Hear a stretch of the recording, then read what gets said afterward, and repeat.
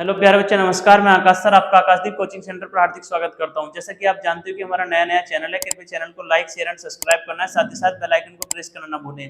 तो हमारी बेसिक की क्लास चल रही है। बेसिक की क्लास में हमने 7 क्लास कंप्लीट कर ली है, जिसमें पिछली क्लास में हमने गुणनखंड करना सीखा था। आज का जो हमारा टॉपिक है वो भी गुणनखंड का ही है, जिसका बेसिक क्लास नंबर क्या है, 8 है। पिछली क्लास में भी हमने गुणनखंड करना सीखा, इस क्लास में भी हम गुणनखंड करना ही सीखेंगे, लेकिन गुणनखंड का कुछ और तरीके से सीखेंगे। ठीक है। और गुणनखंड को हमने 3 स्टेपों में सीखा। पहला स्टेप क्या था, जब एक्स स्क्वायर के साथ कोई संख्या ना हो। दूसरे स्टेप में हमने क्या सीखा, जब एक्स स्क्वायर के बाद माइनस हो। तीसरे स्टेप में हमने क्या सीखा, जब एक्स स्क्वायर के साथ कोई संख्या हो। ठीक है, आगे चलते हैं। एक फॉर्मूले की बेस पर हम गुणनखंड करने वाले हैं। एक फॉर्मूला होता है हमारा ए स्क्वायर माइनस बी स्क्वायर का। ए स्क्वायर माइनस बी स्क्वायर का फॉर्मूला क्या होता है, पहले कोष्टक में इन संख्याओं को जोड़ेंगे और दूसरे कोष्टक में इन संख्याओं को माइनस करेंगे। तो ये फॉर्मूला होता है हमारा ए प्लस बी और ए माइनस बी। इस फॉर्मूले को ध्यान से सीखेंगे। ए स्क्वायर माइनस बी स्क्वायर का क्या फॉर्मूला होता है, पहले कोष्टक में इन संख्याओं को जोड़ेंगे और दूसरे कोष्टक में इन संख्याओं को घटाएंगे। तो इसके बेस पर आज हम गुणनखंड करने वाले हैं। तो आज का पहला सवाल है हमारा एक्स स्क्वायर माइनस 4।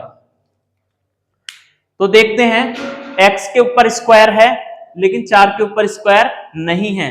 तो फिर हम देखेंगे कि ये जो 4 है वो किसका स्क्वायर है। तो ये 4 किसका स्क्वायर है, 2 का। तो हम यहां पे लिखेंगे एक्स स्क्वायर माइनस 4 किसका वर्ग होता है, हमारा 2 का वर्ग होता है। अब ये फॉर्मूला हो गया हमारा ए स्क्वायर माइनस बी स्क्वायर।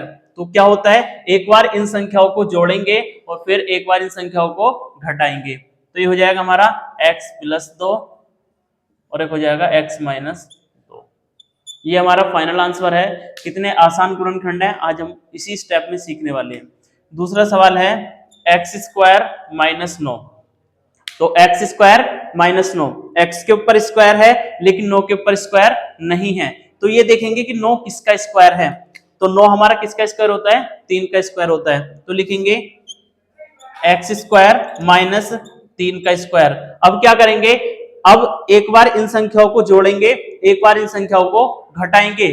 क्यों करेंगे ऐसा, अकॉर्डिंग टू दिस फॉर्मूला, इस फॉर्मूले के अनुसार। ये फॉर्मूला होता है ए स्क्वायर माइनस बी स्क्वायर। क्या होता है, पहले कोष्टक में ए प्लस बी, दूसरे कोष्टक में ए माइनस बी। तो करता हूं एक्स प्लस 3 और एक्स माइनस 3। अब और क्या देखेंगे, सवाल ऐसा भी आ सकता है कि 4 वर्ग है 2 का, 9 वर्ग है 3 का। संख्या ऐसी भी आ सकती है जो किसी का वर्ग ना हो। जैसे कि सवाल आ गया हमारा एक्स स्क्वायर माइनस 3। अब इसको हमें सोल्व करना है। एक्स के ऊपर स्क्वायर है लेकिन 3 के ऊपर स्क्वायर नहीं है। तो क्या करेंगे, ये देखेंगे कि 3 किसका वर्ग होता है।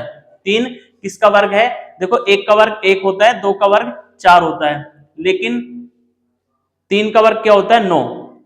3 किसी का वर्ग नहीं होता, 5 किसी का वर्ग नहीं होता। जो संख्या किसी का वर्ग नहीं होता उसके लिए हम नोट में याद करने वाले हैं, वो संख्या हमारी अंडर रूट का वर्ग होती है। जैसे कि 3 किसी का वर्ग नहीं है, तो 3 को हम क्या लिख लेंगे, अंडर रूट 3 का वर्ग। क्योंकि वर्ग से अंडर रूट कैंसिल हो जाता है, फिर भी हमारा वो क्या रहेगा, 3। 5 किसका वर्ग होता है, 5 वर्ग होता है हमारा अंडर रूट 5 का वर्ग। तो वर्ग से अंडर रूट कैंसिल, तो क्या आ जाएगा हमारा, 5 आ जाएगा। 6 किसका वर्ग होता है, 6 होता है हमारा अंडर रूट का वर्ग। तो वर्ग से अंडर रूट कैंसिल, जब भी क्या आएगा, 6। जो संख्या किसी का वर्ग नहीं होती है वो संख्या हमारा क्या होती है, अंडर रूट का वर्ग होती है। किसका वर्ग होती है, अंडर रूट का वर्ग होती है। तो लिखेंगे इसको एक्स स्क्वायर माइनस 3 किसका वर्ग होती है, 3 होता है हमारा अंडर रूट 3 का वर्ग। अब ए स्क्वायर माइनस बी स्क्वायर, तो ये क्या हो जाएगा, एक बार इन संख्याओं को जोड़ेंगे और एक बार इन संख्याओं को घटाएंगे। तो ये हो जाएगा हमारा x प्लस अंडर रूट 3 और क्या हो जाएगा, x माइनस अंडर रूट 3। ये हमारा फाइनल आंसर हो जाएगा। आगे देखते हैं, चौथा क्वेश्चन लिखा मैंने 4x² +6 नहीं -6, इसका फैक्टर करना है हमें। 4x² -6 का हमें फैक्टर करना है। तो देखो x के ऊपर स्क्वायर है लेकिन 4 के ऊपर स्क्वायर नहीं है, तो ये देखेंगे 4 किसका स्क्वायर होता है हमारा 2 का, तो दोनों के स्क्वायर एक साथ लिख लेंगे। तो लिखेंगे 2x उसका स्क्वायर -6 किसका वर्ग होता है √6 का, तो √6 लिखेंगे। अब देखो a² - b², इस फॉर्मूले के अनुसार पहले इन्हें जोड़ देंगे फिर इनको घटा देंगे, तो ये हो जाएगा हमारा 2x + √6 और 2x - √6। इस तरीके से हम सवाल करेंगे। अगला सवाल देखते हैं एक और।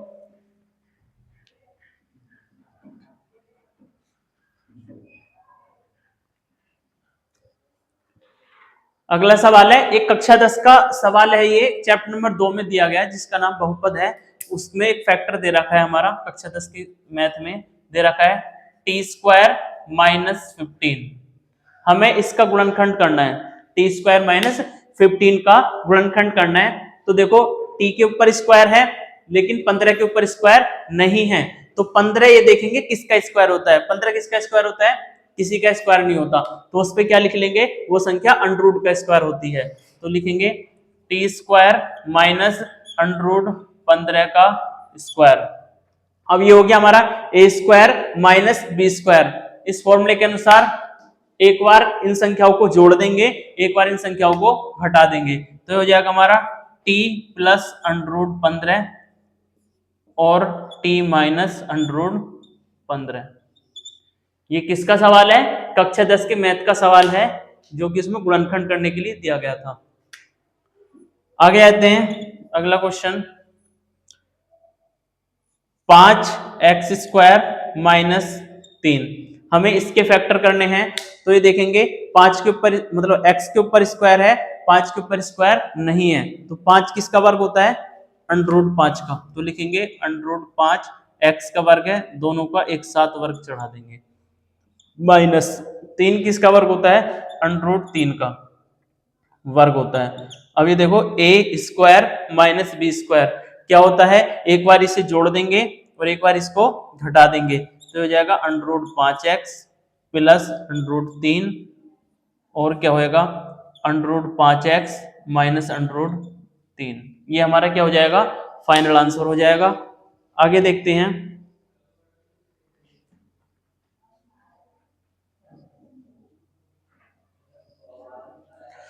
और कुछ स्पेशल फैक्टर, जैसे कि सवाल है हमारा आज का 7वां क्वेश्चन है, सवाल है 6x² - 7x और प्लस में माइनस में 3, 6x² - 7x - 3। पिछली क्लास में सवाल हमने करने सीखे हैं लेकिन फिर मैं करा रहा हूं। तो देखो x² के साथ क्या है 6, इसकी गुणा कहां पर करेंगे बाद में, तो 6 तिया कितना हो जाएगा 18।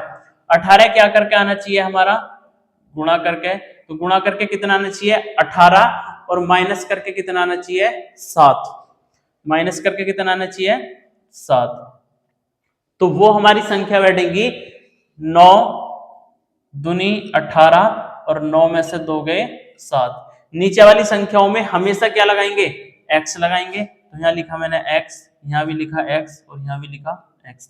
इतना करने के तुरंत बाद हमें क्या देखना है कि x² के बाद माइनस तो नहीं है, यहाँ पर माइनस दे रखा है तो यहाँ पे क्या कर देंगे चिन्ह बदल देंगे, माइनस का क्या बना देंगे प्लस। अब इन्हीं संख्याओं को उतारेंगे, तो करते हैं 6x² - 7x की जगह में लिखूंगा 9x + 2x, तो यहाँ पे लिखा मैंने 9x + 2x और बाद में कितना है माइनस का 3।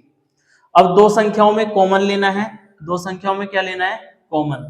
कॉमन का मतलब क्या होता है जो दोनों में एक सा है, तो यहाँ भी संख्या है यहाँ भी संख्या है, तो यहाँ पे देखो क्या दे रखा है 6 और यहाँ पे क्या दे रखा है 9, तो इन दोनों में छोटी संख्या क्या है 6, 6 की भाग 9 में चली जाएगी नहीं जानेगी, क्योंकि 6 कम 6 होता है, 6 दूनी 12 होता है, तो 6 की भाग 9 में नहीं जाने की।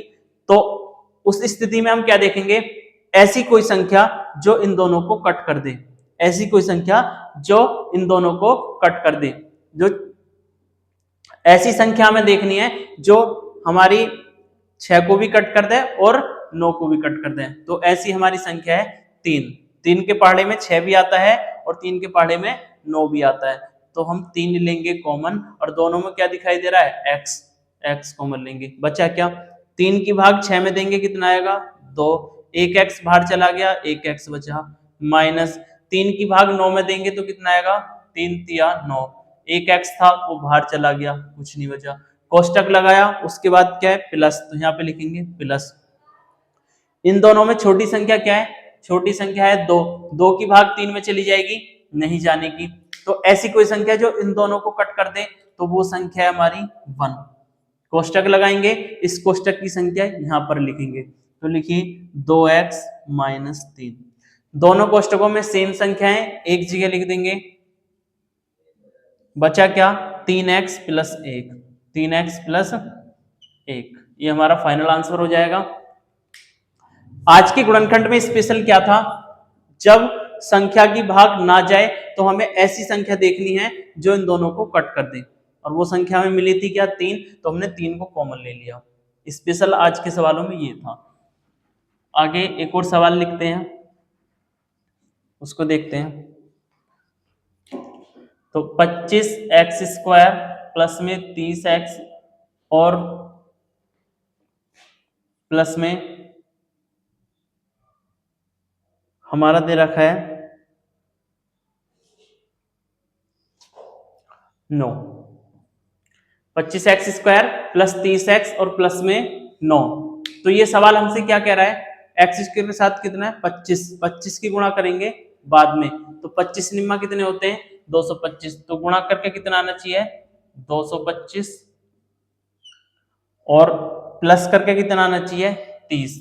तो ऐसी हमारी दो संख्या हमें लानी है जिनकी गुणा करें तो 225 आ जाए, जोड़े तो कितना आ जाए 30। तो वो संख्या हमारी क्या बैठेंगी 25, 15 की गुणा 15 में करेंगे तो 225 हो जाएगा, और 15 और 15 कितना हो जाएगा 30, या इसके फैक्टर कर लेंगे 225 के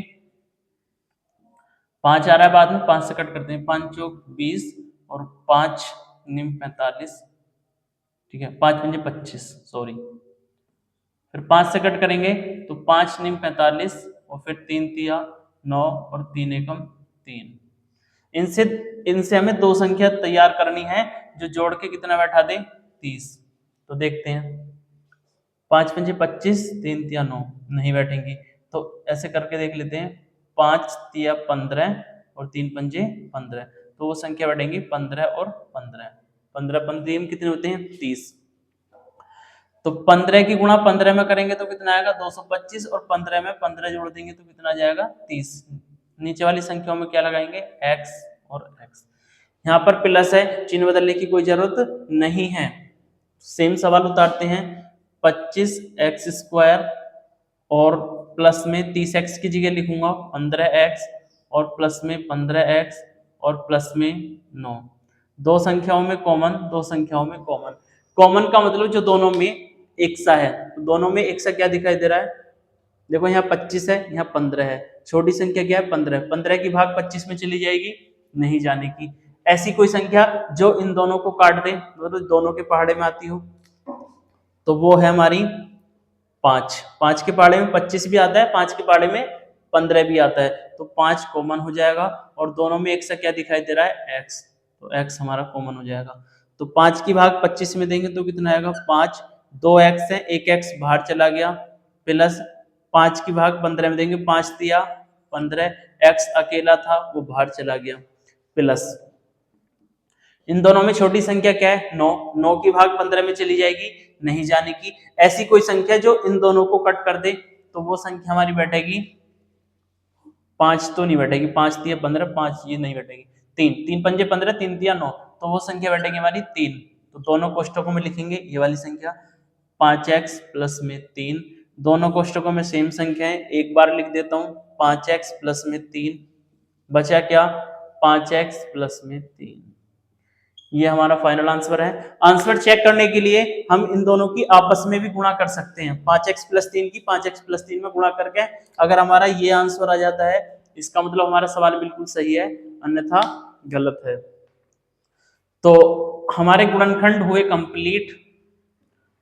इससे अलग 10वीं, 9वीं, 8वीं, 7वीं में गुणनखंड नहीं पूछे जाने के हैं। तो गुणनखंड की क्लास आज की हमारी कंप्लीट हुई। उम्मीद होगा कि क्लास आपको अच्छी समझ में आई होगी।